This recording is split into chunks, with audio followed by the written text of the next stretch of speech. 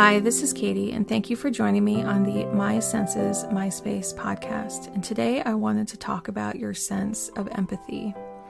And empathy is how you are connecting to other humans, other animals, other parts of our earth here, and here on our planet. And it's how we can sit and kind of think about the other living entity's perspective.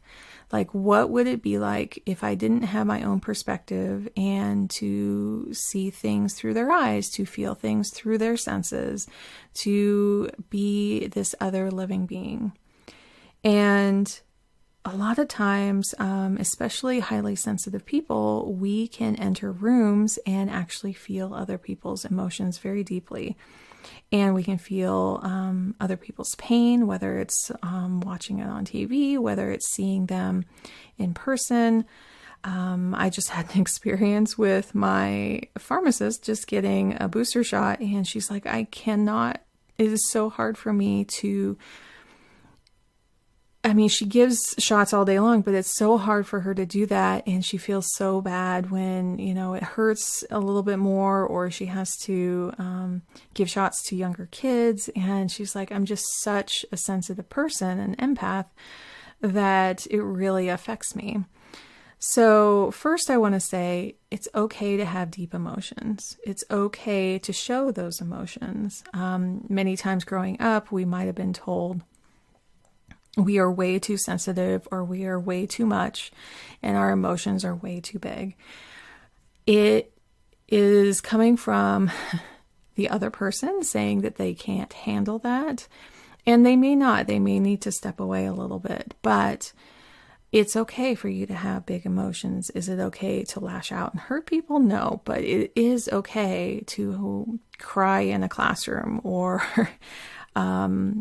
be really upset in a public space, or anything like that. It's okay to have those emotions. And I know there's also systemic things going on that dissuade women, and especially certain circumstances that are like, if people are being labeled as being too emotional, it can be that we want to avoid showing any kind of emotion, or showing that we're connecting with other people. And I think it's just something a lot of people need to get used to.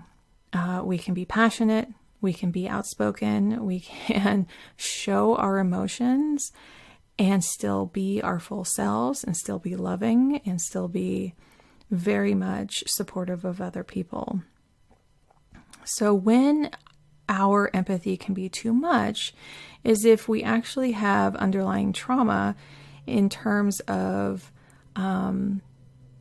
if we were walking on eggshells growing up, if we were so attentive of the adults in our lives saying things about their needs coming first, it can have kids like on super alert going, okay, if I act a certain way, this will appease my caregivers, and they won't hurt me. They won't take it out on me. They won't do certain things that would put my body or mental, emotional support in jeopardy.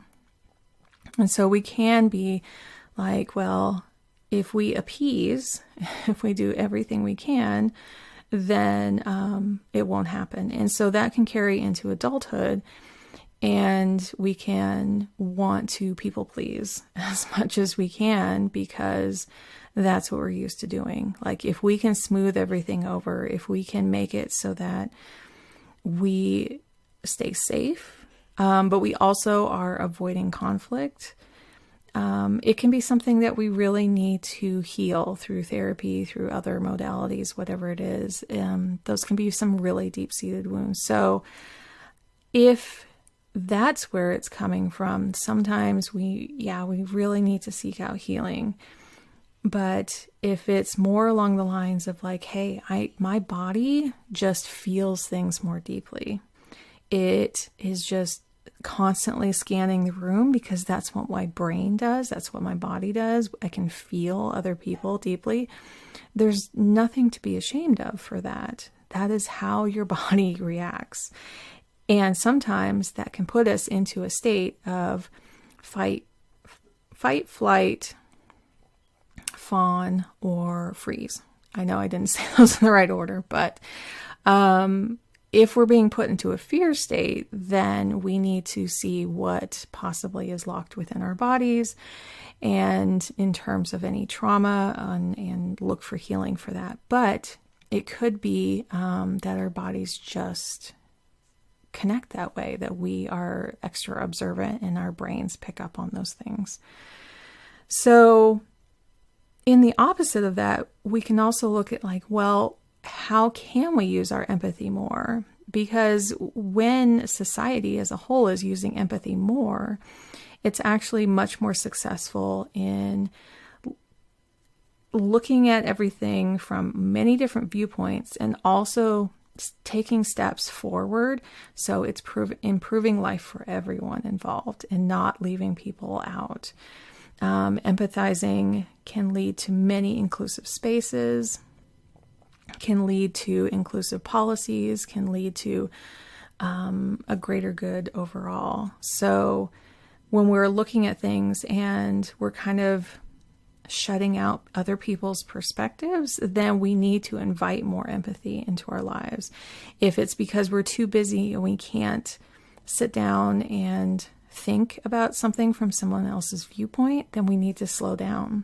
We need to take into account different voices, different perspectives on things, because otherwise we're not all going together.